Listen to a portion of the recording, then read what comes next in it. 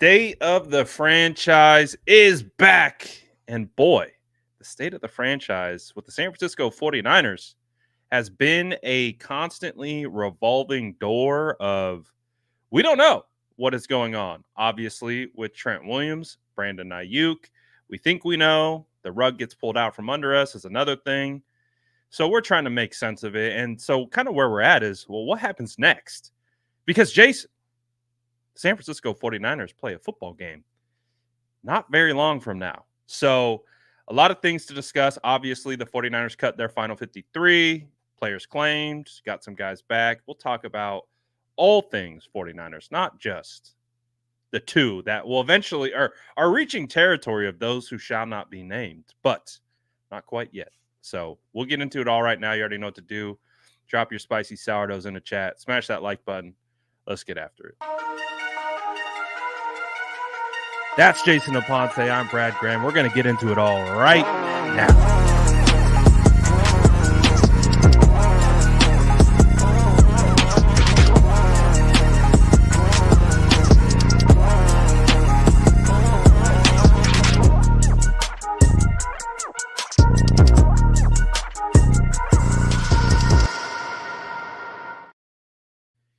SOTF in the building. Mr. Aponte, what are the vibes like over there on the East Coast?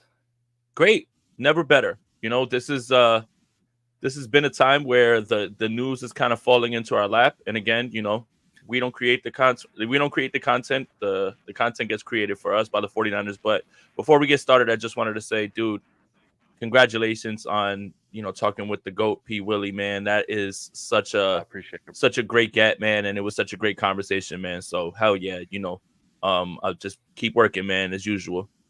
I appreciate that. Great conversation with P. Willie, man. And I don't know why my mic does this to me all the time. My AirPod with my mic. It was a great conversation. But it really brought me back to the purity of football, right? We were talking about like the pick at the stick and his process heading into the field. And I was like, damn, I needed this conversation because I think we've just been so bogged down in the weeds with this Aiyuk situation, with the Trent situation, trying to figure out. I tweeted earlier today, I was like, we live in a world where no updates are an update. And it's kind of crazy to think about because we're at that point where we're waiting for something to shake and it hasn't yet. And in fact, yesterday I almost made it feel like we took like 3 steps backwards with yesterday's situation. So what was your kind of interpretation of what happened yesterday?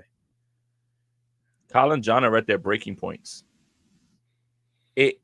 John Lynch is a very fun interview, press conference, upbeat.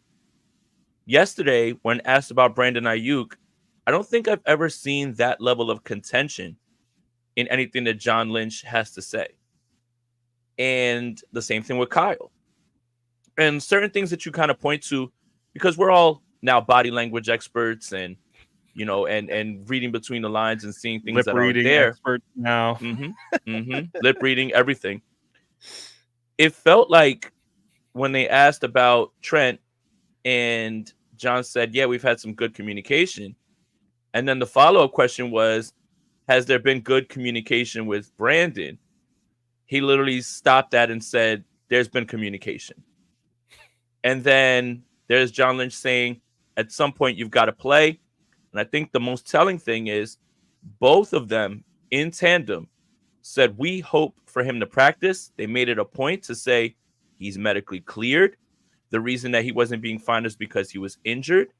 That's why Kyle went out of his way to say Brandon traveled with the team because he's healthy, and that's what we expect him to do, to go to Las Vegas.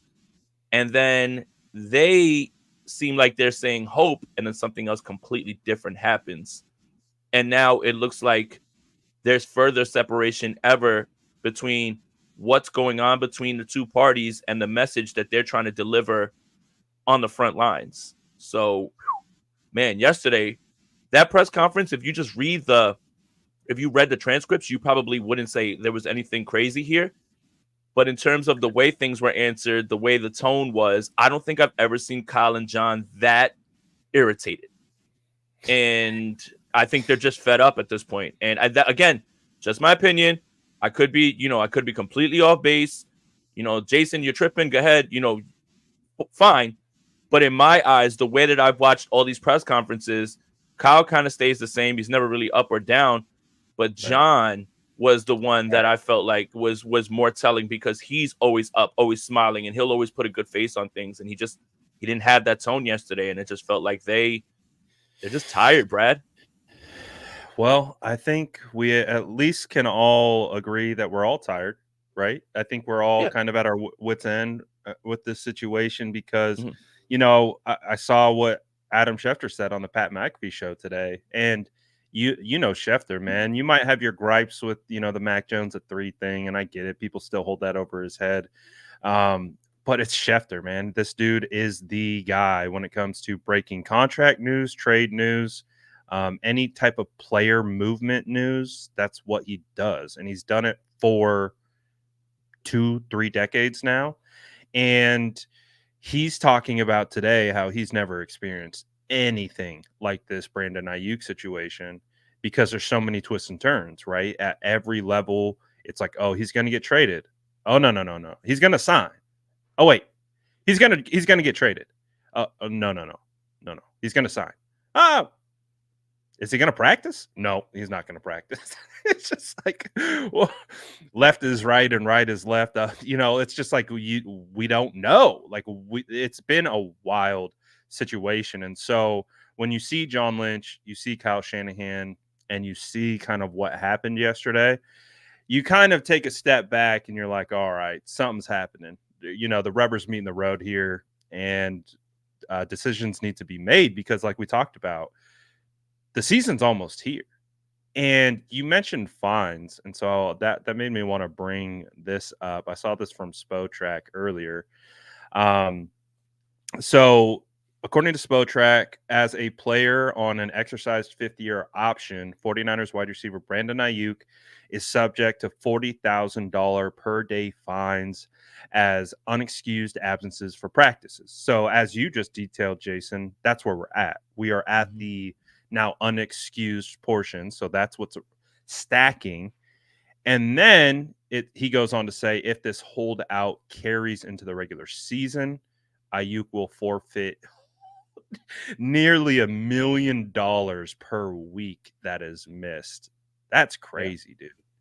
So this is where we're at. Right. And you know what's funny is Spotrac also pointed out that if there's anyone who has either shown that they would or will stand on business and go into the regular season with this, it's Trent Williams, because he's done it before. Yeah. He did it in Washington. And Spotrac was the one that sent that out. Like almost just for what it's worth. Doesn't mean that he's indicating one way or the other. But this is their thing. When they were asked, will he be disciplined? We'll deal with that if that happens. Again, that's a pretty standard answer. I didn't really take too much from it. Like, I think that's matter of fact. But now they're starting to get, you've got this week, then you've got the end of the Labor Day weekend, and you're going to be giving up game checks. Yeah. Are you that dug in to your position? That's what makes the way that they were talking yesterday feel like this is now, even though we've heard this a bunch, ball in your court, blink first, we've heard all those things. This feels like, for lack of a better term, and again, this is a kid show at 4:43, I'm not going to curse, crap or get off the pot. Now it's on you, because now we're done with it. So I think that's kind of what I was gathering from it was, look, man, you've got your offers on the table. We've tried to trade you. You didn't want to go. We've offered you this. You didn't want to go. I mean, you don't want to sign that. Like now you make your decision, because it feels like they're just tired of all the back and forth. Yeah. So what happens next? Does Brandon Aiyuk play on the 5th-year option, or do they get something done, or is he traded? I never would have thought that was even an option, but I think the 49ers are the 5th-year option. Yeah, I would have never even thought that was an option for Brandon Aiyuk, but I think the 49ers are banking on that as like whatever, man, what you going to do? You know, you're here. You know, you can't sit out the entire time. So they kind of have that in their back pocket. And I think that's where they are right now. Is if you're not going to come talk to us about an extension anymore, if we're so far apart, then go ahead. And that's what Steve Young was saying on KMBR, was if you're so invested, you believe you want so much of this money and you deserve this money, then go out and show it on a 5th-year option. And the funniest part is the 5th-year option is a raise from what he was making. It is 100%. But I don't believe, I never once believed that Brandon Aiyuk was going to do something like that. And I think that was the least likely of all the outcomes, even if I never thought that he was going to get traded either. But here we are, August 29th, and this is where we are. I've honestly moved through this whole process as not even being an option, right? That's why the 49ers have exhausted so much effort into facilitating trades, into coming back to the table after trades didn't work out. The whole reason that's happening is because I didn't believe the 5th year was a thing. I know fans hold that as like, just make him play on the 5th year option, but you and I think take more of a business approach to these conversations, and we understand that that's bad business. Like, you can't put Brandon Aiyuk on the field with only 1 year on a contract and getting paid less than Jerry Jeudy. Like, that just doesn't make sense. It doesn't make sense for many different reasons. Thanks a lot, Browns. That there's a laundry list. Like, there's probably going to be 30 wide receivers at this point would be making more than Brandon Aiyuk, and he's a second-team All-Pro. So I get it. Like, yes, from an outside perspective, the 5th year option seems like a pretty reasonable option for the 49ers to stand on, right? But the reason why I don't believe that is the reason that they've shown all this effort, because if they were really like just, well, 5th year option is an option, then that's the option. And they would wipe their hands clean of all of this. And they say, this is what you have. So now it feels like that's kind of the leverage that's being pulled on. Would you agree? Like, it's kind of like, all right, well, you're healthy now, and we're not going to waive these fines, and you know what happens next. And so it's crazy, man. It's really a crazy scenario. So I don't even know. What's funny too, Brad, is they attacked this Aiyuk extension earlier than they usually do any other ones. Yeah. And that's what's funny, is everyone's like, well, why did you wait so long? They actually went earlier. And I wanted to read this verbatim from the transcript yesterday. Someone asked, it seems like you saw this standoff with Brandon Aiyuk coming a few months ago. Did the Trent Williams situation surprise you? And John says, I don't know that I saw the standoff with Brandon. I saw a situation that we were going to have to deal with. And man, we've been trying for a long time. We don't get paid to try. We get paid to do. And I'll take accountability for anything that hasn't happened. John's a good dude, man. But I won't stop continuing to fight to find the best resolution, whatever that may be. The Trent situation, things come up, and this has come up. Trent is a fantastic player. He's a tremendous leader on this team. I will never fall short on my praise of Trent and what he's meant to this place. It was a great day. When I got that call from Ron Rivera saying that they would do that trade, he's been incredible since he's been here. We value Trent. We love Trent. We want Trent here, and I'm hopeful that can happen soon. So he talked about it. Like, we tried to attack this early, and I think it's pretty much on record that they've tried to take care of this situation earlier than usual, but for whatever reason, and then we have all the other contracts pop up. Yeah, there was always something else that just kept pushing things either down the road or pushing them across. It's just a bizarre situation, because there's a lot. The sentiment is, why did the 49ers wait so long? Okay, well, they didn't wait this long this time. They went right after it. And now look where we're at. So it's just, we're at a loss for conclusions. We're at a loss for what's really going on. Who's doing what? Are they squeezing him? Is he squeezing them? We don't know. We don't know. That's why we're here talking, and we're just trying to go through with the available information that's there. But what's going on behind closed doors, nobody has a handle on, because we offered this, or it's been reported he was offered this, and we had to trade, and he wanted to leave. We have all this information, but none of them seem solid enough to where we have a grasp on this situation right now. Right, 100%. Like, because everything that we're operating off of is reports from Garofalo, reports from Palacero and Schefter, and that's really all we can really hang our hats on, right? Because that's what's out there. And Right. so you have to be able to, but we also understand too that that's not everything, right? Like, so it's this world of trying to take the available information while understanding there's a ton of information that we don't have and trying to piece it together. And that's where you get all these different thoughts, interpretations, variations. We're at the point now where people are picking sides, right? It's the 49ers just need to trade him for a bag of chips. The amount of times I've seen that comment is kind of wild, but it's like that's where we're at. We're at the point where people are so fed up with the situation that they're willing to, what's the saying, like cut off your nose to spite your face? Is Right. that the saying? It's like that's where we're at. It's like people are willing to hurt the team further to just get out of this situation. And that's where it's like, oh gosh, I'm fried by this situation because from my perspective, I want the 49ers to be the best they can be. I want them to have the best roster they can have. And because we understand this is also a game of attrition where injuries are going to happen.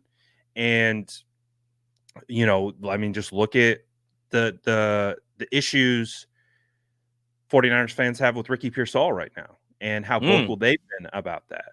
And you're talking about a player who I think has missed maybe a game and a half for 4 years in the NFL and has just been an Iron Man. And so it makes the conversation more challenging because people's emotions are now involved. And we don't have all the information. So how are we to determine one way or the other that we are understanding the situation properly? So it's a tough place to be on because when something drags on like this, it forces people like you and I to talk about it and then people to react to it. And so that's where you get all these differentiating opinions and then people start yelling at each other. It's just like, oh my God, dude, like, just please end this. Like, right. So, and that's where people are kind of in that stance right now. So in regards to like where this goes, I don't know. I saw someone say something about the Browns. Did you see that? What they did? Yes. So the Browns converted the quarterback's, I'm not going to say his name because he's a terrible person, the quarterback's contract and created extra money. But here's the caveat. They were projected to be 66 million over the cap next season. Over the cap. So now they have 62 for this year. So that immediately gets people's mind going like about the Browns. He's not getting traded to the Browns. Let's just knock that one out. But they're taking that money and trying to roll it over because they're already projected 66 million over. If he was going to be a Brown, he'd be a Brown because the Browns offered him the most amount of money as anybody. Not Pittsburgh, not New England, the Browns. If he wanted to go to Cleveland, he would have went. That's done. So this has kind of sparked an idea of why are they doing this? $66 million over the cap is what they're projected for next season. You've got to find a way to start to mitigate that now. So that's what the Browns thing is. Yeah. I've seen the correlation that was made. I think Pat made that correlation earlier on ESPN. I don't know. I don't necessarily see that because like we said, they could have done that deal and made that trade before that happened. So it would have been done. Yeah. And the 49ers would have got back. And the 49ers would have got back Amari Cooper, draft capital, picks. Right. That's the deal that felt the most logical if you were going to do it. But Brandon Aiyuk took a look at Cleveland and said, I'm not going there. So I'm not going, man. Brisket to be my quarterback. Right. Well, no, Brissett's the quarterback in New England, right? Like, I'm not going there. So that's the thing is the Browns thing, man. I'm not going. Like, you can't make me. But that's the frustration the 49ers feel right now. Is we allowed you to go shop around. We found a deal that we're cool with. you were going to get this amount of money, which is more than what New England was offering, more than what Pittsburgh's offering, more than what we're offering, and yet still no. I got a question to pose back to you on that in that same line of Sure. thought. Mm-hmm. Do you believe Brandon Aiyuk was really requesting a trade, or do you think Brandon Aiyuk was using the available leverage that he had to his ability? Both. BOAF. Both. I think in this situation, it's a race. It's a race to leverage. It's a race for both of them to leverage, right? Like everyone is grasping for leverage right here at this point. They're both fighting. Both. That was hilarious, dude. That was phenomenal. You killed that. That was beautiful. I just want everybody to like chill. You know, like look, all right. The reason that everybody's like, why aren't you like, you know, upset? It's a few things. One, things coming out right now, like it's out of my hands. I have fatigue. Got no control, right? Right. I have no control over it. It's not going to change my day to day. You just right now we can just go off of like what's happening right now at this point. But it was a few things. The 49ers played their hand a little by saying, here's what's out there. Here's who you can go to. We know you want to go to Pittsburgh and Washington. Washington goes away. Pittsburgh sticks around, but Pittsburgh's not giving the 49ers what they want. So that's not an option because the 49ers got to accept that. Then they tell Brandon Aiyuk, we accept this Cleveland deal because we like it, and they're going to give you more. And he says, I'm not going to Cleveland. So it's back and forth like with this thing, and they're just all of them are literally just grasping for leverage one way or another. Yeah. I think that's a great way to tie it back to kind of like the original question and what we were talking about, and like what our reaction to yesterday was. It felt like a leverage play. It felt like a shift in the conversation, like because we hadn't heard much of anything since, like, honestly, Jason, since one of the crazier things that I still agree that has happened in this situation is a trade agreed upon in principle by the Steelers, by the 49ers, and by Brandon Aiyuk that never happened. I've never seen anything like that. And I talked about it in real time. I was like, this is crazy. In principle, all three parties agreed to this, but it's not being done. It's in principle. Like, okay. Like, that to me is when I started to be like, this feels fishy. Like, this feels like probably no trade is actually going to happen. And do you think that this situation is so bad and gotten to that point where no bridge can be mended here, no contract can be agreed upon, that the 49ers actually go back and say, you know what, give us those picks, give us the second and the fourth, here's Brandon Aiyuk, on to the season? Do you think they do that? It's not like that right now, but it's close. I think yesterday's miscommunication was them kind of putting it out there like, hey, listen, this thing has gotten to a point where we hope he's going to be here. If not, then we'll deal with it or whatever. And he's in the building and he's just not walking out. And they don't really know. So it feels close. Do I think that eventually happens? No, but the way that the both of them at that press conference were moving, the tone, the answers they were giving, it looked like they were fed up. It looked like they just don't know what to do anymore because they've tried everything now at this point. And they still always had in their back pocket, you are under contract. This CBA essentially bars you from holding out. If you want to hold out the entire season, then you'll be right back under contract on the 5th year, and we'll do this whole dance again. And he'll get fined insane amounts. Right, and you'll get fined an insane amount of money. You can't Le'Veon Bell this situation. No, that Le'Veon Bell's quite literally the reason that this CBA exists. Yes. And Chris Jones did it last year, but it only lasted into week 1. Right. And that's the part that makes this weird is all of the same options were on the table. And yet, yesterday's, we hope he'll be here. He's here, Kyle said. He's here. And then we're all playing refreshing Twitter and trying to see which reporter is going to say first whether he's there or not. And it almost looks like whose face has the egg on it. the 49ers, Brandon Aiyuk, because they came out in tandem on the front line saying, we hope, and he's been cleared. And then Brandon Aiyuk says, I don't care about none of that. I'm not coming outside. I'm not leaving. You know, like, and that's the part where it's like, it's getting contentious. It is really getting contentious because it does kind of feel like they hung BA out to dry in the media. They literally are telling everybody all the options on the table, saying he's medically cleared. He's got to be here. And they're asking about fines. We'll deal with that when we get here. So if the player doesn't come out, it's like everybody's going to look at the 49ers and say, hey, you guys have kind of played it the right way. You're in a spot where, hello, Rock, meet the hard place. So it's like you can't have it both ways when it comes to this. Yeah. It's a situation, that's for sure. Well said, though. Let's take a look at some of these super chats. Gammon says, Jed York, shout out to Gammon. What's up, buddy? To quit being cheaper than the super chat and pay BA and Trent Williams what they are worth. We haven't talked about Trent. What's your thoughts on Trent, the situation with him? Because they're still speaking optimistically. Mm-hmm. People like Josina Anderson, who is connected to Trent and his camp, not so much. There's been a lot of things that have been floated out there about what's going on. Obviously, it's a guaranteed dollars thing, which is not on Trent's contract anymore. Trent's playing this leverage thing because he knows the 49ers didn't draft the left tackle that can supplant him. Not that they would ever find one that would be as good as Trent Williams, because don't get it twisted, he's still the best in the world. Now, you sit out for the preseason, you miss training camp. Maybe you're doing the vet thing where you're just like, I don't want to go to training camp anymore. I don't want to do this.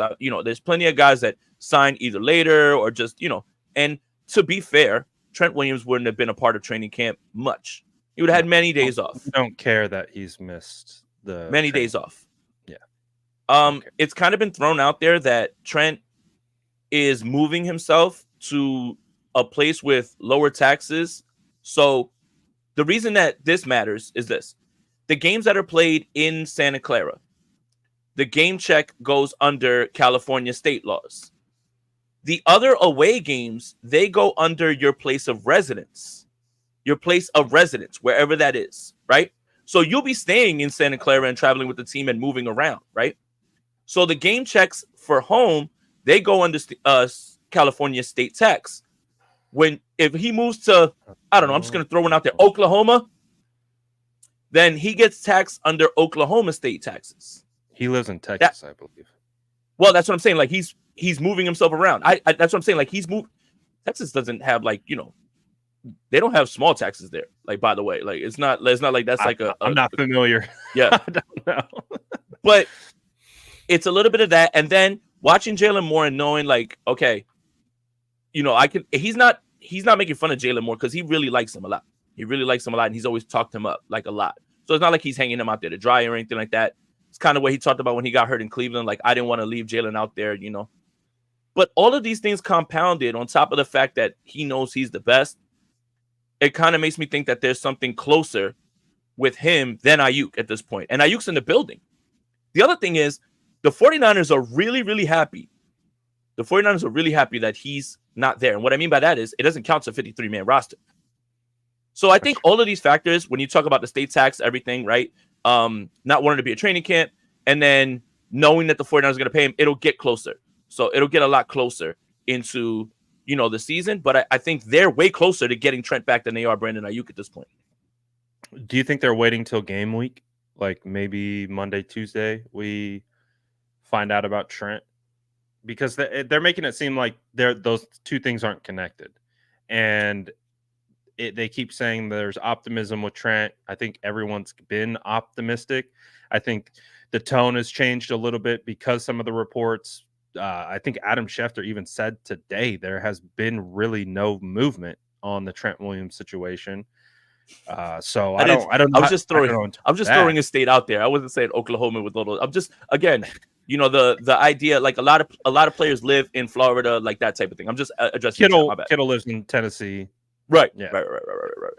I think he's closer though. He's closer to being, because especially the language that they keep using, like Trent, John's going out of his way to say like, I love Trent, and we love, everything, right? Like and everything kind of feels short. And like, I'm not going to get into that. I also think one other thing has kind of been used, and John was asked about this. Someone asked, has he threatened to retire? And I think he absolutely has told them to, like, I'll walk out the door right now. But he doesn't mean it. He doesn't mean it. He's just saying that as another way to scare people. He doesn't mean it. You feel like maybe, remember when he said that like 2 years ago after the season? Do you think he was planting a seed potentially? Probably. Because he knew. Trent, if you don't know about Trent, the Silverback, that is a very business savvy man. He is, he's got his hands in all different kinds of ventures. He is setting himself up for a future outside of football. So this is a guy who's not just a dumb jock trying to get us. Like, he's informed. He knows what he's doing. He is a business. He's not what was the Lil Wayne quote? He's not a businessman. He's the businessman or something along those. Jay-Z. Was that Jay-Z? Yeah. Yeah, no, you're good. Just unmute yourself. That's on the Diamonds remix with Kanye. Not a businessman. I'm a businessman. Let me handle my business. Damn. I should check in with the New York resident on that one. How dare you? How dare you? The Jay-Z erasure will not stand. It will not stand over here in New York, man. So the thing with him is he's about his business and he's not messing around. And I think that's why he's handled it this way. He's like, I'm not even going to show up. I'm not going to figure that out. Even go through that because he knows what's at the end of the tunnel and what he's worth and all those things. So the hope is, right, that we get that done. With Trent, he gets paid soon. How much practice do you think he needs, or does he need none? Is this literally we could that's push tough. up against like Saturday before the game? That's tough. The Nick Bosa thing kind of sticks in your mind in terms of the way his season went, even though he had a fine season, especially, it's just you go through this contract negotiation and you get there. Everybody expects you to get out there the first day, 3 sacks, right? Like TJ Watt did when he was going through his stuff. If I had to bet on somebody who didn't need much playing time or practice, it would be Trent. Yeah. But it would kind of be foolish to just say, hey, he's going to get out there and he's just going to be the guy who allowed one pressure over like the last 2 or 1 sack over like the last 2 years. There might be a little bit of rust. And the New York Jets have a really good defensive line.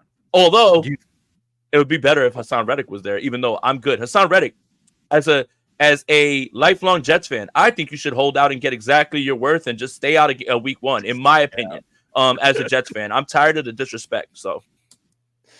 Great message to him. Do you feel like Nick Bosa's holdout changed your tone a little bit? A little bit, but again, I don't know what goes into these negotiations. I don't know who's doing what, who's offering what the budget is, those types of things, right? And who's dug in more, all those things, right? Everybody's trying to do the best thing for themselves. Kyle and John are trying to do right by ownership and his team. The players are trying to do right by their family. Everybody feels like they're right in this situation. Right. Nobody's wrong in this situation. Nobody's wrong, but everybody is right. And the thing is I have one more question to pose to you. Okay. The Nick Bosa extension play out, right? Doesn't it feel like the 49ers kind of caved and lost to Bosa? With the Bosa thing? The negotiation. I would say so. I think, kind of, go ahead. I would say so. No. So the only reason I'm asking that is, don't you feel like the 49ers are trying to not let a precedent set where, we're just going to cave to everything? And I don't know why this year is the year that they're drawing the line in the sand, like where and then let's throw on top of this, Trent and Aiyuk, see how quickly they get something done for Christian McCaffrey. So how does this in their mind play? Andrew, how does this in their mind play? So it feels like the 49ers are kind of dug in on this, like they want to win the negotiation. Yeah. I don't know how you label that, like what's the win-loss percentage or how you would get to that. But the Niners are trying to stop other guys who are going to be asking for money. Like, Don't come in here with that nonsense. We're like, and I don't know why they chose this year to do it, but I think it does have a little bit to do with the fact that they feel like they lost the negotiation with Bosa last season. It just makes me, I agree with everything you're saying. It just makes me feel like, man, if you would have let Brandon Aiyuk win the negotiation a couple months ago, you'd be looking like freaking geniuses right now, because based on that ask at that time, that would be below market rate at this point. And you would be able to maintain some of that money for future players. And it's just like, that kind of, wanting to win the deal, I guess, right? The art of the deal, like we get The it, art of the deal. You want to win. Who wrote that book? I don't have no idea. You don't know who wrote The Art of the Deal? No, I don't. Why not? I wrote the book. It's so great. Oh, was it really? Yeah.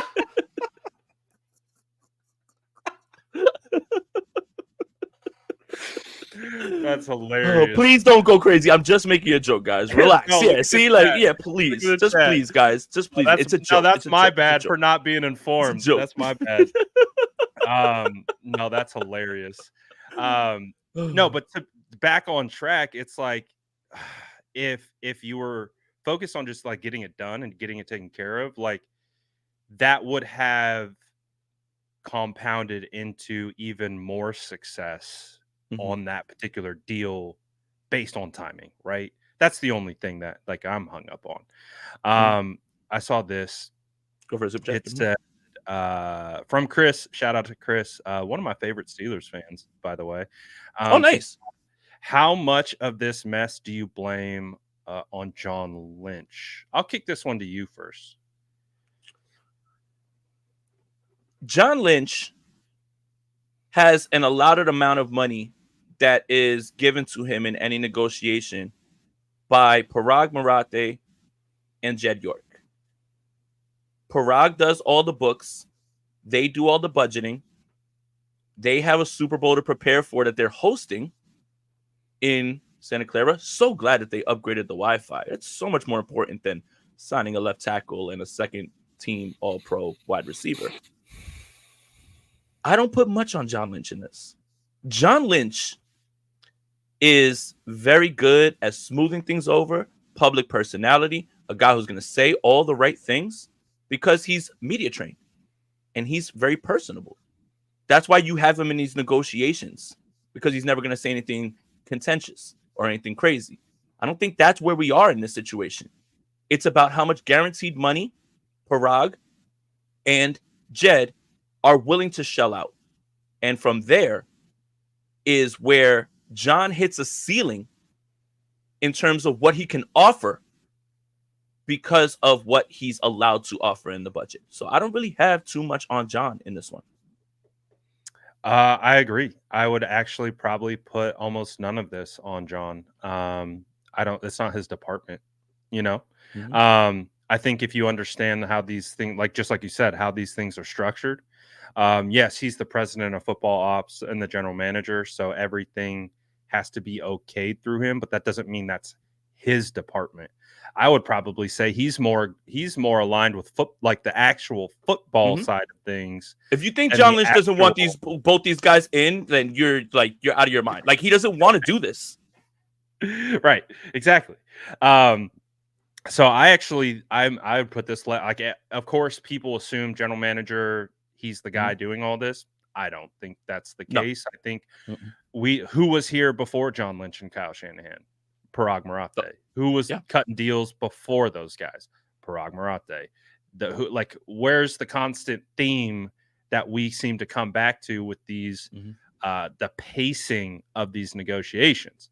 Parag Marathe. So I really don't put a whole lot of this on John. I think John's phenomenal. Like, nothing through this situation, although we have a lot of like turmoil with this situation, like obviously he's probably playing a part. Like he has to, he's a company man. Like you play the company man role. You got to do that. That's what you get paid for. So I'm really not looking at this as like, just based on my understanding, just like you detailed, I don't think it's him. Yes, No. is he a part of the conversations? Is he, Sure. maybe the one delivering the information? Is he delivering the contracts? Is he the one who's like front man? Sure. But the back, like when I was in an account executive for a big time, experiential marketing firm, I wasn't cooking up the quotes, but I was the one delivering the quotes. I was the one signing the deals and negotiating the deals. I didn't cook it up. I didn't say, I think it should be this. I gave my input, right? I said, well, can we cut a little discount here? Maybe, get these guys in the door. But that's the estimating department. That's the director of estimating and project management handling those things, making sure their ass is covered in materials, time, and all of those things, so that when they kick it to me and I sell it, we make money. If it was up to me, just throwing numbers out there, the business would go down in 5 seconds.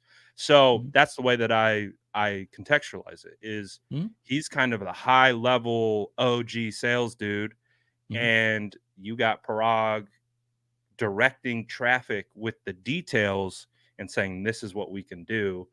And then you have that internal conversation. We're like, well, is this what we want to do? And like, well, this is our plan. We're going to do this a couple rounds. You know what I mean? So a long way of saying that I really don't think that it is all directly correlated to Lynch. I think he's executing what's being presented to him through the organization. So that's kind of the way that I look at it. Chris also said trading Aiyuk to the Steelers for a second and a fourth will be seen as a loss by the fans, but is necessary to open up cap space to sign Purdy. It makes dollar sense. Do you agree with that sentiment? I don't really have strong opinions on the salary cap because all of it is funny money and everybody's moving things around. It's like you look at other teams and like, why are the Eagles able to just keep all their guys, right? Like, how are they able to do this? All this stuff, right? So with this, and the cap's going to rise next year too, right? And the cap will rise, right? We don't know how much it rose last season, and I think we all thought this was best case scenario, or what we thought, right? Not best case scenario because Deebo Samuel is an incredible football player. Was you get this done with Aiyuk? You didn't know this Trent Williams thing was going to pop up. You thought he was just going to play, and then Deebo Samuel next season is going to be the one that moves on because he has a dead cap hit. And then that'll open up things. And then obviously you make your decision with, Mooney and Lenore. You figure out with Huff what's going on, Dre Greenlaw, all those guys, right?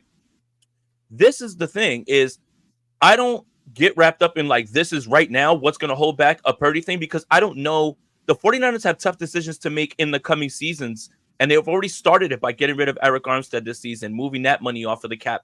This is what they're going to have to do. I don't think a deal with Brandon Aiyuk is going to impact Brock Purdy because they had a number in mind for BA, thought that would be enough, and were ready to move into the next season with what they were going to have to do in the maneuvering, how they were going to get it done with Purdy. And then you have the exploding quarterback market. You didn't know this was going to happen with Trent. So I don't think that's really got an impact. I'm not going to sit here and make, epic conclusions on something that is very foreign to me. The salary cap is very foreign to me. Like when it comes to like how things are structured, and the 49ers have been very good at that, but they had a plan. They tried to get it, and now the plan's out of whack. But I don't think that a Brandon Aiyuk signing is just going to be like, if Brandon leaves, it's smart because that's the only way we're going to keep Purdy. I don't think that's true because they had a plan to do both, and they could do both.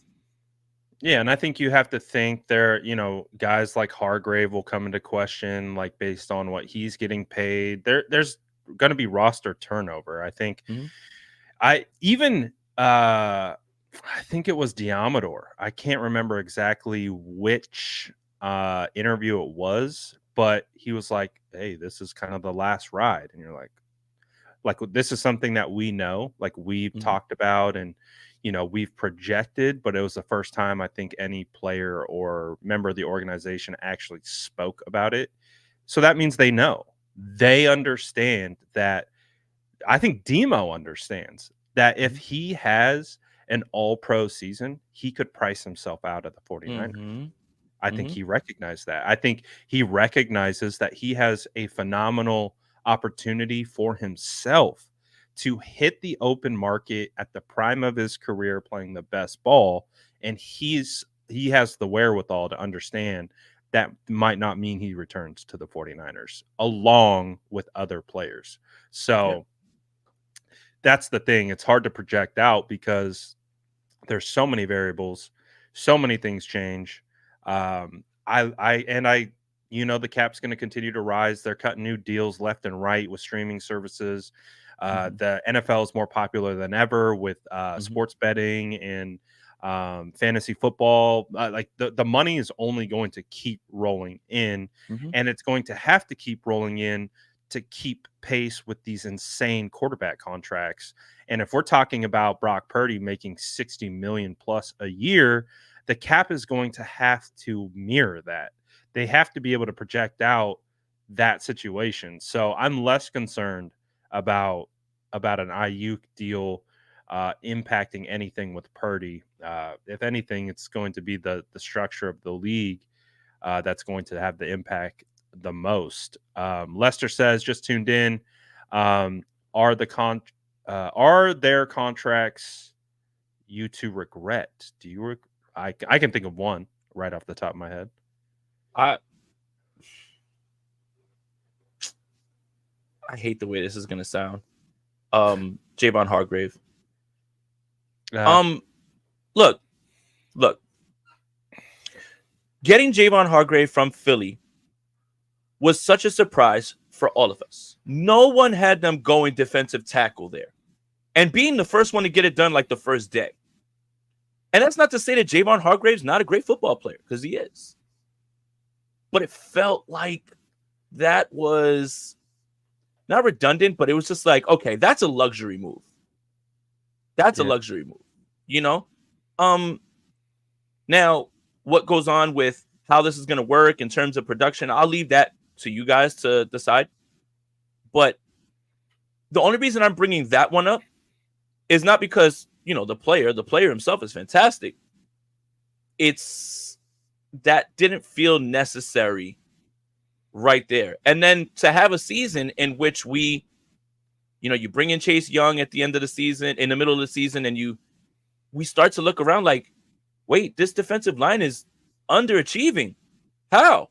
Bosa, Hargrave, like all these guys, it's the return on investment, and now possibly the situation that we could be in right now without Hargrave's contract, right? Like, and how things could be playing out. So I would just say that one, but it's not because of the player. It was more of a luxury signing than it is something that it wasn't a hole to fill. Like, it wasn't an outright hole, but you did strengthen the position by bringing in Hargrave. But for that amount of money, now it kind of looks a little crazy. And I think you lose Eric Armstead as a result of that deal as well. So I understand the rationale behind that one. The one that jumps out to mind is more hindsight because of how it played out. Not necessarily disagreeing with it in the moment, but I think after the fact, it was like, oh God. This is definitely hindsight. Yeah. No, when we signed him, we still said, wow, we had no idea this was going to happen. But then you expect 10, 12 sacks from the defensive tackle and for him to be an absolute force. And it's just, he had a nagging injury. This is all hindsight. Right now, this is Monday morning quarterback when it comes to talking about this situation in this contract. Yeah. So mine is in that same light. It's hindsight. It's D Ford. Just how painful that was, especially to be rolling over his dead cap year after year after he and restructuring it to keep pushing it out. They're still paying D Ford today. That one to me was a good one. The one that I regret is like, again, hindsight, me not having a single thing to do with it. Because I get the process of it, right? He looked phenomenal. It just the injury, the pre-existing injury. Now, I would pose this back to you about D Ford, because the return on investment wasn't great, right? And the 49ers knew that he had those issues and everything. Would you feel the same way? I understand the money implications are there. Would you feel the same way if the 49ers finished that Super Bowl that team that he was with? Like, they finished that chip no matter what. Like we could still be dealing with the ramifications of a D Ford contract, but would that change your mind if the 49ers finished the job in 2019 and you wouldn't feel as bad about it? Because he was incredible when he played. That's the key word. Incredible. When he played. He was fantastic. He was when he played. Phenomenal. Yeah. Mm-hmm. I would say this about a lot of things, Jason. Mm-hmm. If the 49ers won a Super Bowl, we wouldn't be stressed. We wouldn't be stressed about. We wouldn't be stressed, man. Nope. I wouldn't be stressed about the Aiyuk situation. Wouldn't be stressed about Trent because, again, I've talked about it. I'm a part of a generation that's never experienced a real Super Bowl.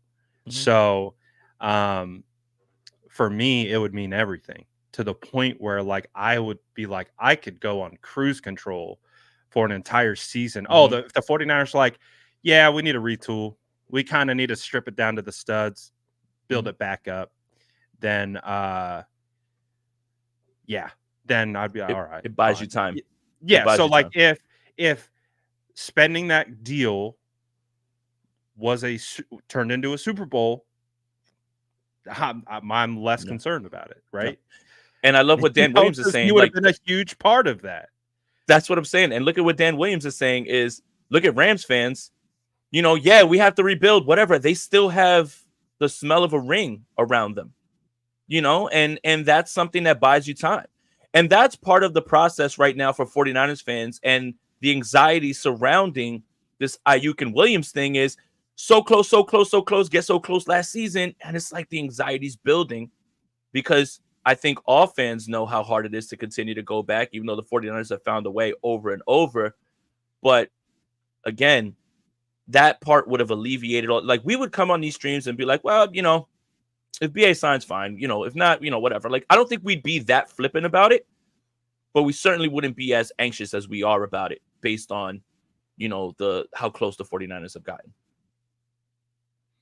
Yeah, exactly. Tomlin's cruising on a ring, and he hasn't won a playoff game in 12 years. That's another reason Brandon Aiyuk doesn't want to go to Pittsburgh. He's like, you name Russell Wilson a starter? He's like, I don't want to play with a check down merchant, man. He's like, I'm good. I'm good, man. The guy who took the most checkdowns and the highest percentage of checkdowns last season, coupled with Arthur Smith at offensive coordinator, I'm okay, man. You know what? Thanks, Pittsburgh. We're good. That's hilarious. Oh, man. Come on Friday says BA requested a trade. The Niners didn't have to oblige, but they did. He turned down trade, big payday.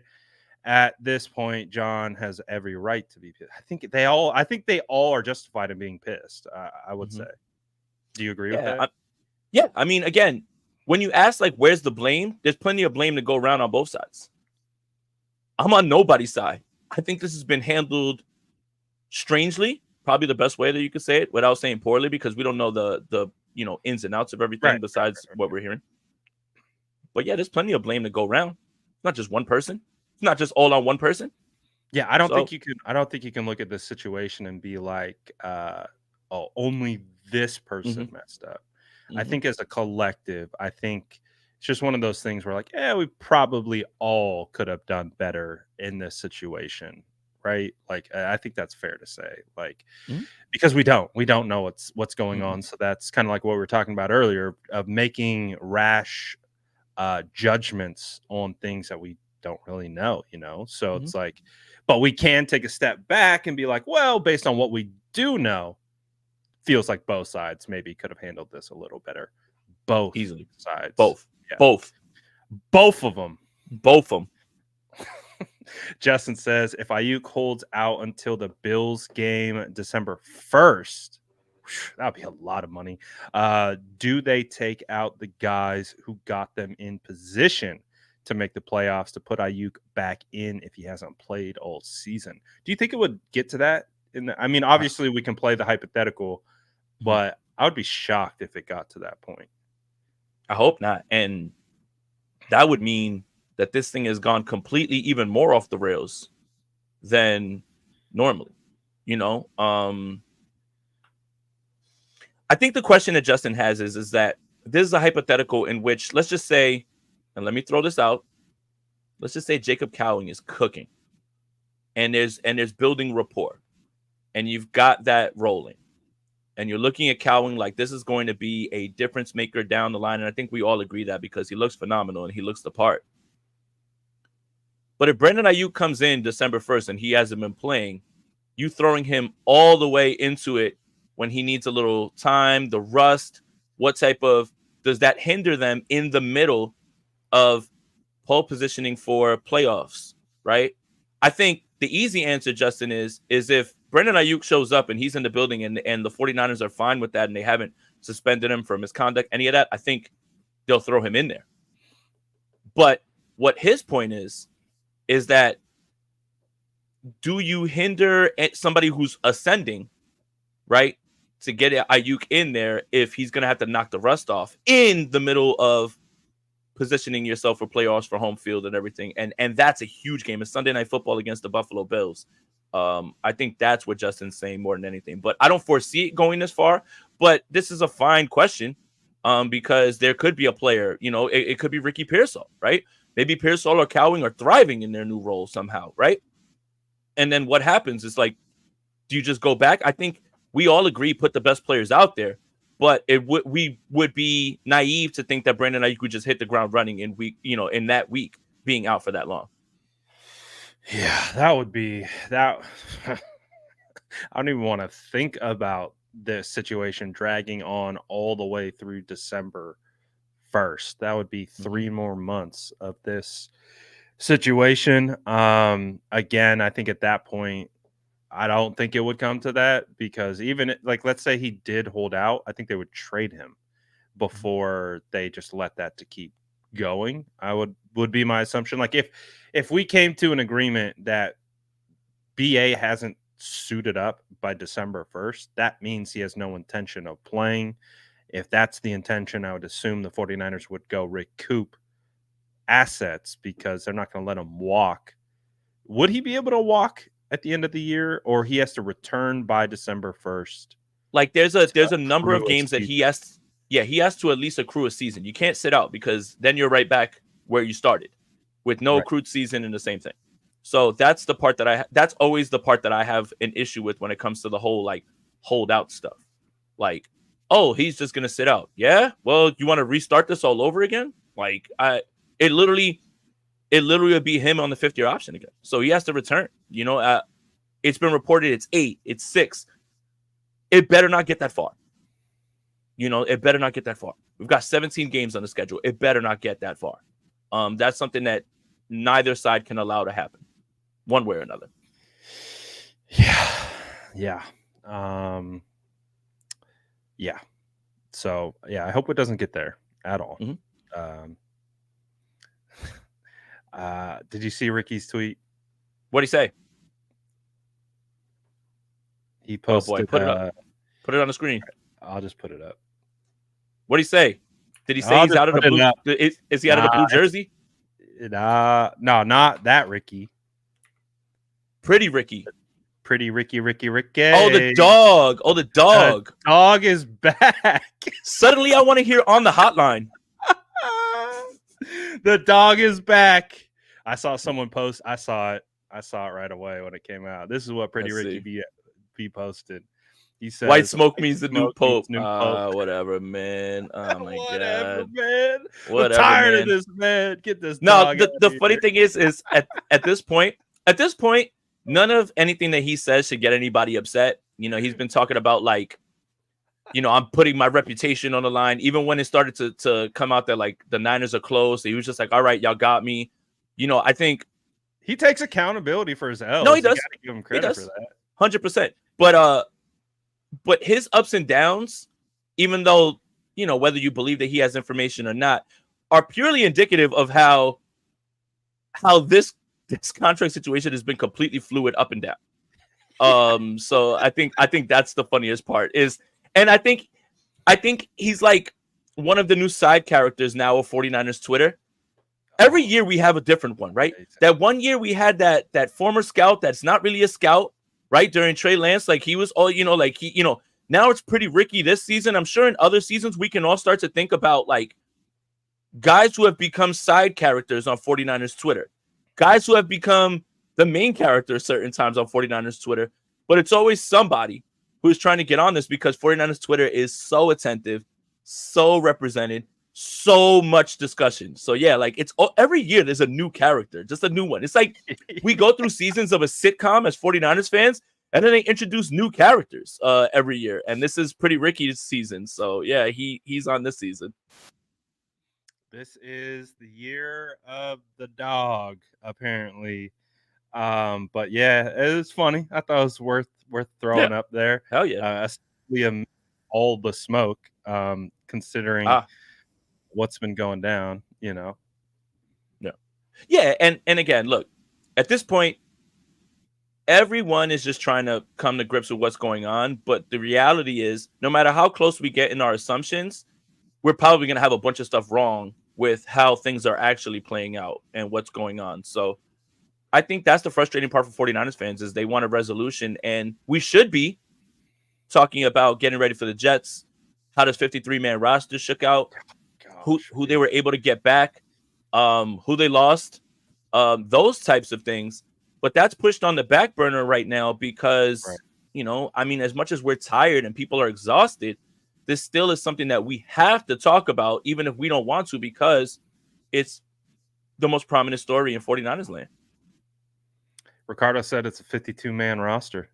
Correct. That's why so that's pretty rude that you have to play out Ronnie Bell like that, but sure, you know, like I don't understand, like, you know, I don't know what is he the odd man out when I don't know. Yeah, he better be when Terrace Marshall's ready to go. I mean, right now, like what?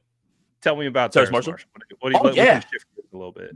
Hell yeah, let's talk about it. Look, I love the signing of Terrace Marshall because that's one of those ones where, you know, when we see a player available, we all send like the John Lynch gif of him like spinning while he's looking. Like we're funny with that. But Terrace Marshall makes a ton of sense on this practice squad. Absolutely. Right? I mean, on the practice squad, not even on the active practice squad. Right. He's 24 years old, right? Went to LSU. And I thought it was refreshing that Kyle and John spoke about we had him high on our board that season. So they liked him. And once they got him right away, like we're able to go get him, they said we got on the phone, like, you know, and we were really happy to get him. But I wanted to highlight some of the things. So if you look at Terrace Marshall's actual production, you're going to, you know, turn your nose up at it because it's not much. But he's a guy that they're swinging on the measurables, and he has flexibility to play inside and out. Like, I think at this point of his career, he would be a deadly slot guy if you needed to use him based on speed and how he plays. But just to highlight that a little bit, in 2021, Terrace Marshall took 177 slot snaps. That's 60.8% of his routes. 113 were outside. That's 38.8. 13 games. He finished with 17 catches, 138 yards, 8.1% per reception. 2022, 31 slot snaps, 9% of his routes, 312 outside, 90.7%, 14 games, ended with 28 catches, 490 yards, 17.5 per reception, all career highs. 2023, 65 slot snaps, 28.4%, 164 outside snaps, 71.6%, 9 games, 19 catches, 139 yards, 7.3 per reception. Let's also remember the Carolina Panthers quarterback situation and Matt Rule's offense. Let's also multiple offenses. Right. And he has been fighting through injuries. So is this a move where you're just like, oh my God, the Niners are pulling off, you know, something that like, how did like the league let this happen? It just feels like this would be all right, like to have there. And if God forbid something happens with the depth, or if somebody's not, you know, as good as, you know, they believe, Terrace Marshall's somebody who's played in the league. And I think is like the epitome of low risk, high reward. Yeah, no, 100%. He's young, dude. He's 24. Super young, 6'3", 200 pounds, great length. Again, just a ton of upside, just never realized. But that doesn't mean Like Debo was 24 when the 49ers drafted him. Ricky Pearsall's 24. So it's like there's still room for that kid to grow. I call him a kid, but like there's still room for him to go. Niner Grandpa says, have you watched Niner Grandpa's channel? I have not. Have you? No. All right. Well, that kind of got us off the topic, and I'm actually appreciative of that. So what other surprises popped out to you with either the 53-man or with I guess the practice squad, or who didn't make the practice squad? You know, when I sent out my 53-man prediction with Steph, when we did it, you know, the day that it was about to come out on Bully Ball, I really thought Alex Barrett had a real good shot of making the 53 outright, based on how great he was in the preseason and the familiarity of him. You know, they obviously get him back on the practice squad, which is great. You know, the defensive line is there. You know, the first one that jumps out, and we might as well just get into it and not bury the lead, is the Jarrett Kingston thing. And Jarrett Kingston was the number 2 overall graded guard at the combine, according to Next Gen Stats and in the NFL, right? Number 2 with a 92 athleticism grade. And then you look around and you start to see, well, Ronnie Bell made this roster. Is Ronnie Bell holding a place for Trent Williams? And then I think the next conversation that a lot of people have is, well, why'd you keep this lineman over him? In my opinion, I think if you wanted to keep him around, if you wanted to really have a chance to keep him around, you can't expose him to the practice squad, because there were 30-something other teams that were at the combine that saw Jarrett Kingston athletically test through the roof. And it wasn't like they were just closing their eyes and didn't notice it. Once you hear, and everybody's already watching the 49ers for who they wave, once you hear Jarrett Kingston's available, you're always going to swing on offensive line because everyone's looking for offensive line. He's a draft pick. He was 6th rounder. He's a draft pick, right? This isn't Il Manning. Il Manning was an undrafted free agent. Right. This isn't that.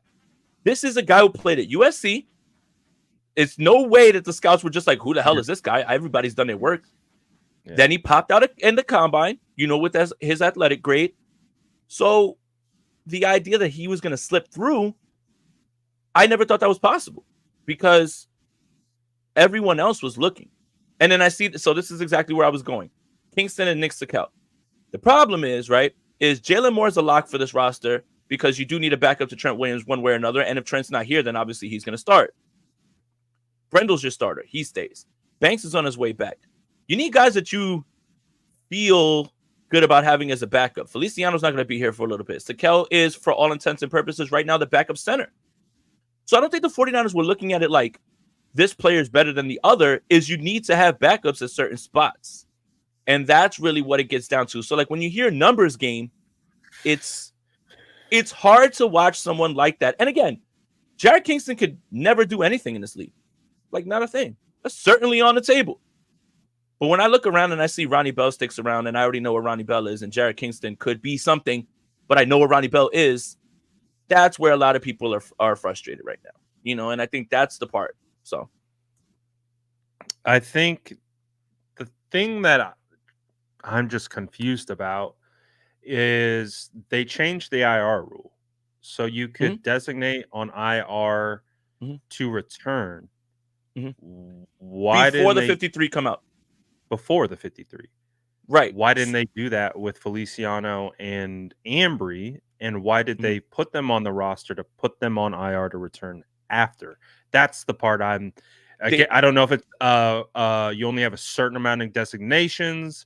I have no idea what the rules are, but based on my very, very high level understanding of just that process, it seems like it would make sense to put at minimum Ambry Thomas on IR with the ability to return if you wanted that, and I'll open up spots for other guys. I just, that kind of was interesting to me.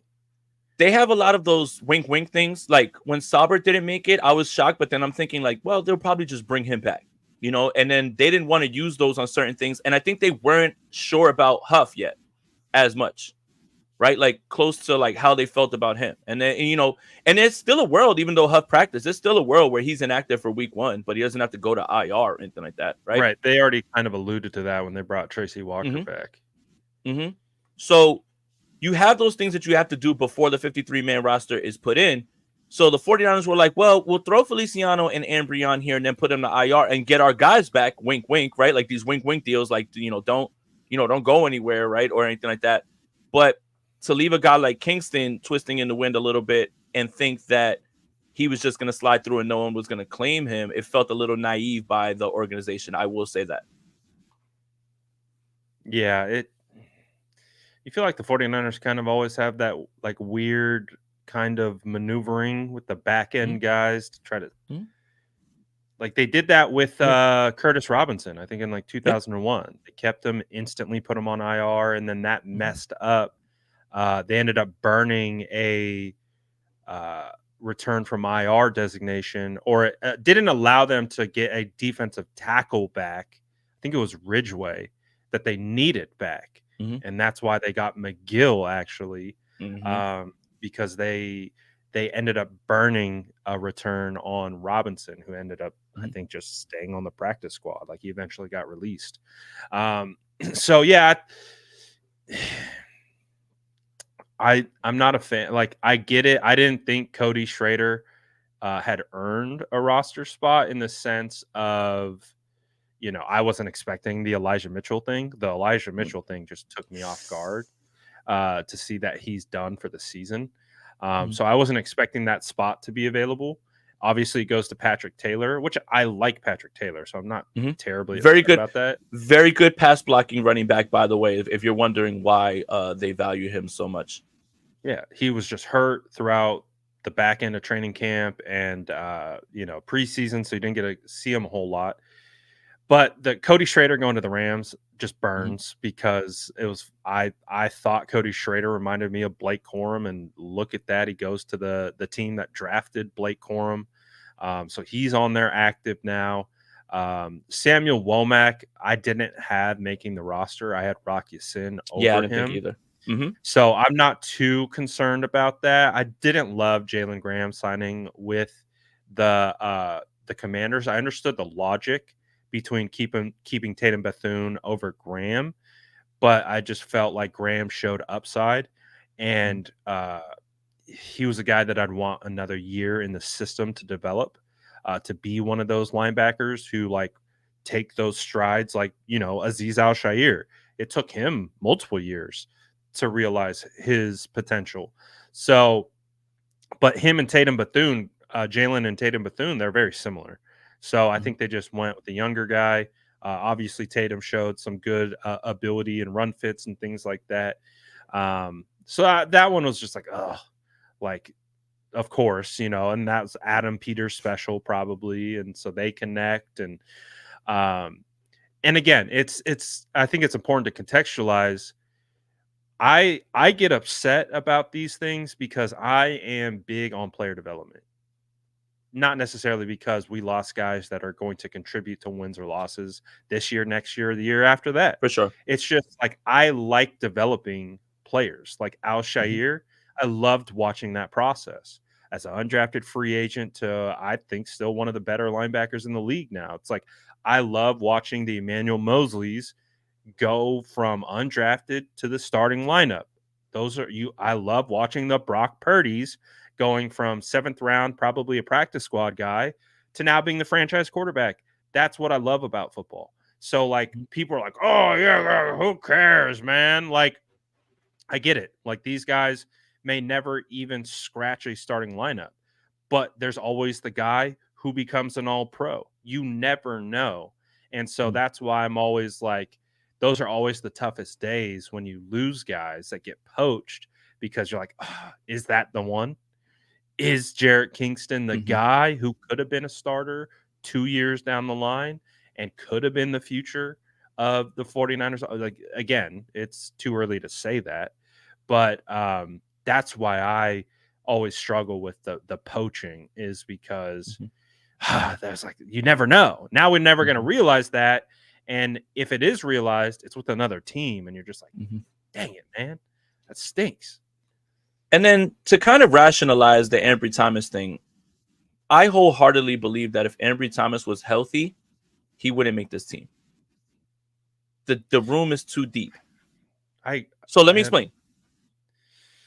You don't agree, or just let me explain? No, I agree. I don't understand why they kept him to put that's the thing. Okay. Like, let me put myself in Kyle's mind, right? Let me put myself in Kyle and John's mind, okay? You put Ambry Thomas on IR, right? And you're deeper than you've ever been in the secondary. So the fan says, I don't understand this. He wouldn't have made it and played over any of these guys. But, and let me make sure I say this in the right way where you guys don't lose your mind. And let me explain. They now have a luxury of just keeping Ambry Thomas around if, God forbid, they start to see their cornerback room get decimated by injuries. Or if, God forbid, some players don't pan out and don't play very well. If, God forbid, there's a need for somebody who you have familiarity with. If he was healthy, he's not making this team. But now they have the luxury of just keeping him around just in case. Like almost like break in case of emergency type thing. And we all don't want this emergency to happen. Let's just make sure we get it there. Like I'm not trying to make fun of the player or anything like that. I didn't have him making the 53. When he got hurt, that's when I was like, oh, they're going to sneak him on this roster. They're going to sneak him on. And that's what they're thinking is you can never have enough. And just in case, God forbid, something happens, unfortunately, God forbid, one of the corners goes down and they're hurt. They at least know they have a guy that knows what's going on in the building that they have invested a pick in, and they can just see see what happens. And I do believe that they want Feliciano to come back. Like they definitely want him to come back. That's ultimate depth right there because he can play multiple positions. So I think, again, if they need Ambry, they can take him off IR. But if they don't need him, he just stays on IR, and then they just do that dance again next year or whatever and worry about that. Yeah, I guess that makes sense. I know. Again, look, I'm straining to do some explaining. Again, I'm not saying this is what I would have done. And that's what a lot of this 53-man roster projection, you have to kind of put yourself in their minds. Not what we would do. If we're giving you the 53-man roster projection, it's because, like, when I say DFF is going to make this roster, everyone's like, why would they do it? They like him. They like him a lot. They like what he does. And that doesn't mean that I would, but they like him, right? And that's the thing is, like, when we're trying to put this together, we're not necessarily saying we would. We're trying to put ourselves in the minds of the decision makers who have to make these tough decisions and the history that they have with these players, especially if you drafted them, invested time in them, all of those things. So yeah, I don't know, man. I understand why. I understand why people are scratching their head at that one. But if I could, take a guess, it would be that they like the idea of just having him there. God forbid, worst case scenario happens with their secondary, even though it's the deepest it's been the entire time with Shanahan and Lynch. Yeah. I feel it. I feel it for sure. So much going on. So much. Now what? Going on. So much going. They could have cut both punters. There you go. See? Now we're really getting to big brain spot, right? No punters. You never punt. The idea is not to punt. Go for it every fourth down. That's how you do it. That's Jason, the new way of thinking. I have to admit, I missed on a prospect.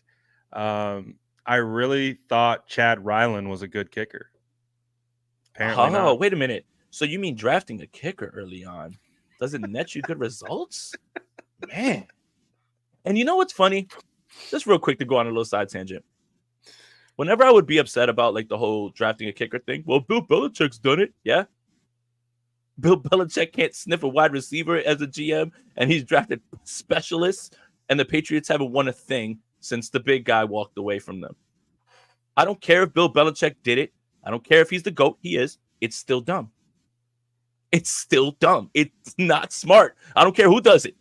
The greatest GM in the world could do it. You're not going to get yourself results when you draft kickers too high. No point. That's it. No point. That's it. Oh gosh. Hey, franchise kicker, man. You see the vibes. Hey man, look, Moody ain't missed, so hey, keep going, Moody. You're good, Keep man. going, Moody. You got this, man. I'm rooting for you. If Hey, nobody is, I am. Break the stigma, man. Break the stigma. Hell yeah. Look, backup. So we're all worried about backup quarterbacks and Michael Moody. Funny enough, then we're talking about Moody. Come on, Jason. They should have kept Harvin for depth. I know you want it. 2 punters would literally send me into a tizzy. And even for a little while, because they were never going to get rid of Wisnowski. It's just kind of funny that they picked up Harvin, wherever he was working, and they were like, hey, he's pretty good. And I'm just like, you see, you see, this is what we've been saying. This is the point. Third and fourth round picks are valuable for this regime. Well, not the third rounders. They don't really do too well with them, but like 4th round picks are good. I mean, speaking of third round, like, what do you think of Latu not coming back and Danny Gray is nowhere to be found? I don't think he signed. I don't think he went to any practice squad. I think he's out there just chilling right now. They were telling you what they thought of Danny Gray by drafting Ricky Pearsall and Jacob Cowing, and keeping Conley, over and over, like bringing him back. That was the easiest thing to call. And again, we said the only way he makes his 53-man roster if he kicks up to like a receiver that we didn't even see coming, and we all kind of knew that wasn't going to happen. So that was kind of there. The other one you said who's the other one? Latu or Latu Gray. Latu blocking. And I spoke to somebody who was at camp, and he was telling me a story about how, Dobbs was literally yelling at Latu about where he was supposed to be. And he described what Latu was going through was someone who had no idea where he was supposed to be, what the verbiage is, how he was supposed to be running routes. Because those install routes, you have to run them a certain way, like everything, like every route you have to run a certain way. I just mean like the install ones are the basic ones. He wasn't even getting those. Like he wasn't even understanding those. Dropping the football, not blocking. But again, a 3rd round pick that never plays a game for the 49ers. Never gets on. Danny Gray played like 4 games, but he never really did anything, right? Like, would you say the most successful 3rd round recently is going to be Tig?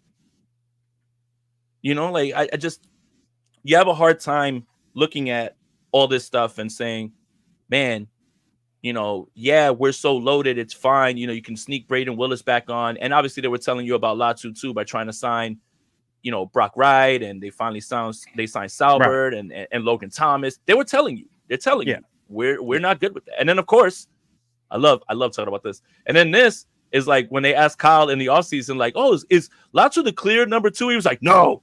Like, he was like, God, no. Like, he was so angry. Like, he wasn't even trying to, like, leave the door open. He's like, he's got to play, and he's got to do this. It's just, unfortunately, some picks work. You got to know when to cut bait, and the 49ers are good at cutting bait pretty quickly on things that they know aren't going to work. Yeah, I agree with that.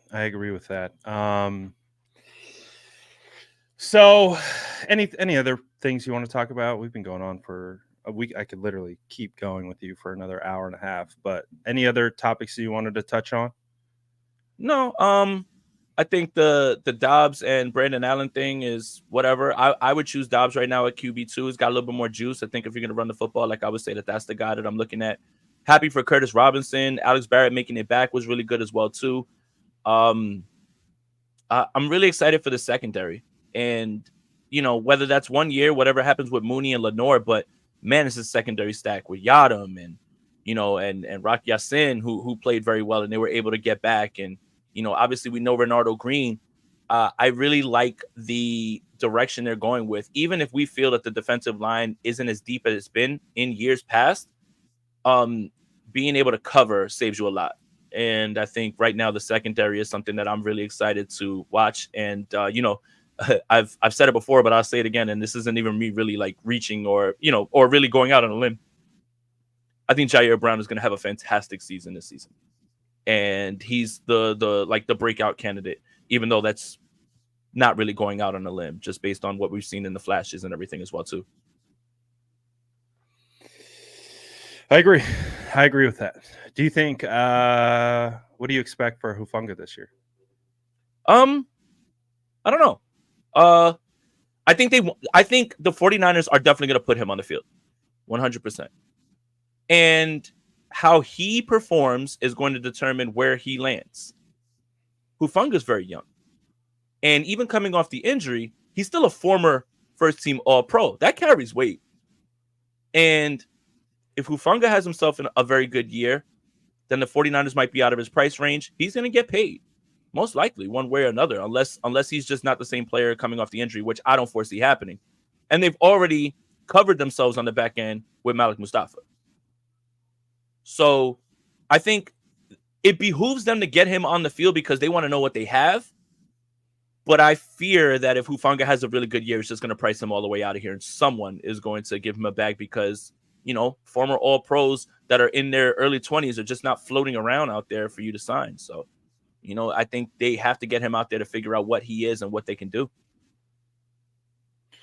Yep. No, I feel it. I feel it. So, hopefully all the drama comes to an end soon. And I haven't seen any New Jersey numbers yet. Who's going to wear that 0? That 0 is cold. 0-6. There's a couple out there. What was Latu? I don't know. 81. Was he 81? I don't know, man. It's like, damn, I don't even know. I don't know, man. I don't know, man. I kind of erased him from like my memory altogether. Yeah, that's just one where I think we all knew. Like the second the name came across the screen, we're like, oh. Oh. Yeah. Ronaldo Green should wear 0. Raymond is dead on with that one. That's a dog of a number. That is so clean. Woo! So clean. That's a good one. He nailed that one. He nailed that one. Yep. Let's see, what was Renardo? He was 8. So he was 8. You just take away the little middle bar, you got 0. Boom. Back at FSU.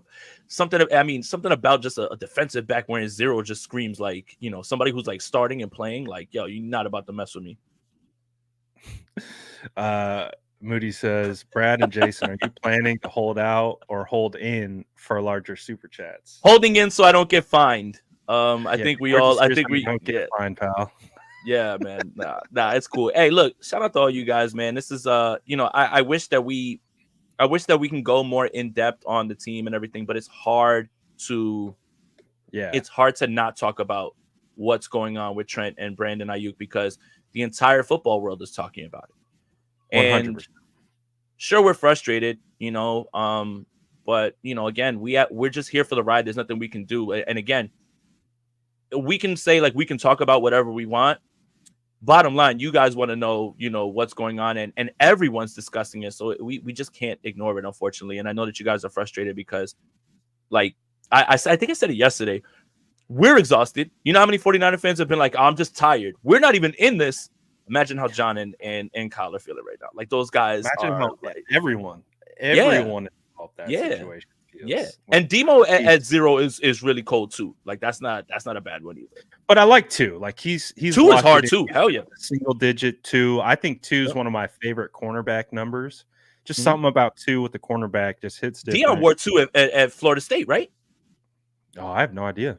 That's good knowledge though. If he did, if he that either just means that I have no life or I'm old, and it could be both. That's just that male knowledge where we can sit in a room and just name random players for Dion wore 2 5 hours. Yeah, see, that comes with the territory, man. Yeah, Dion wore 2. 2 is cold. I mean, it's a great number. I think single digit numbers on corners, like when Ward with the 7, like those are really really nice numbers. Yeah, 100. That 49, free my man Garendo. Come on, 49. Enough. Get that jersey off him. But he's banged up, right? Like, and he's gonna come back Monday. Garendo? Yes, I believe so. I hope so. He tweaked his groin, and they said he'll be back Monday. Man, that's just who wears 13? Dan Marino?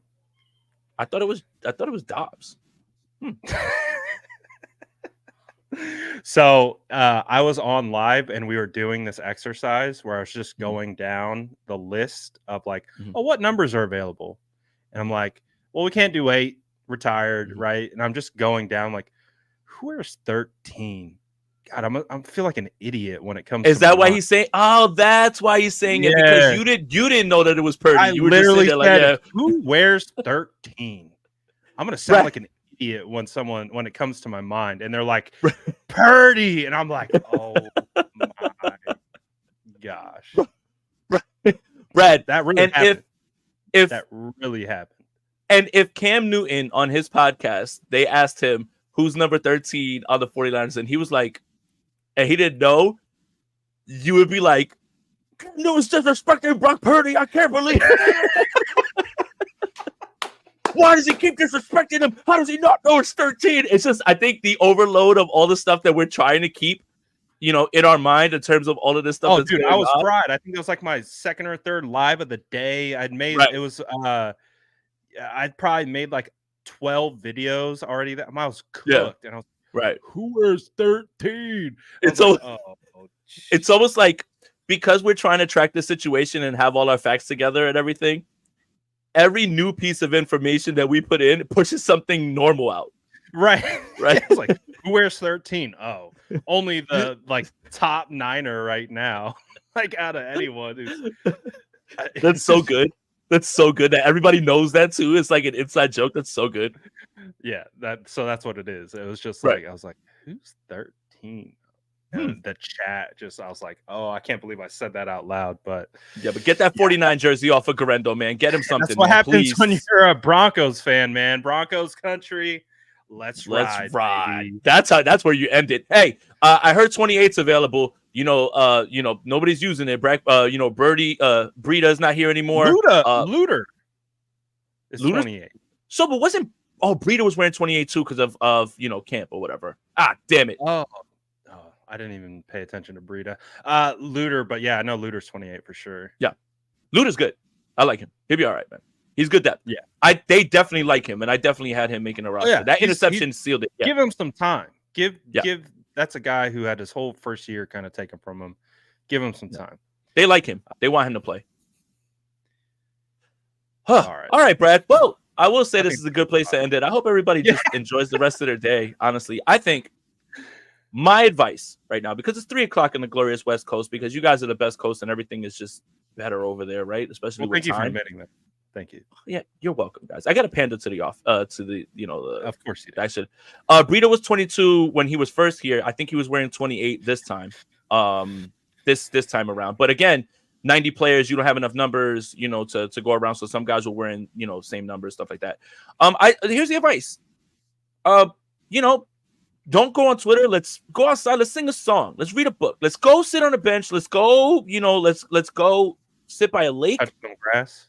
Touch a little grass. Touch a little bit, just like a little blade. Just a little bit. Run your hand. Look, I guarantee you this. 49ers news will be here waiting for you. That's right true. when you get back. Won't be going anywhere. So I know we're all exhausted. We're stressed out. Might be the best time to unplug a little, which is what I'm definitely gonna do before my stream at 8:00 with Brian Peacock. Shameless plug. So you guys can check that out. Peacock and Aponte at 8:00. 5:00 Pacific time. So okay. 8:00 my time. Peacock and Aponte on the channel as well too. So you guys will check out. Great duo. Right there. One of the locked on goats. On with me. We do this every week. One of the two. Love Brian. One of the two goats for sure. 100%. But yeah, make sure you tap in with Jason's channel. Obviously, we're dual streaming, so make sure you go like and subscribe to both. All that good stuff. Hopefully, we'll get some good news on some situation anytime in the near future. But again, don't hold your breath, because we've seen this thing change more than any other situation in our history of our life. It's fluid, guys. It's fluid. It's like water. It's fluid. Grab your cookies on the way out. Remember to smash that like button. Sub to both channels. State of the franchise. We out. That's Jason Aponte. I'm Brad Graham. We're going to get into it all right now.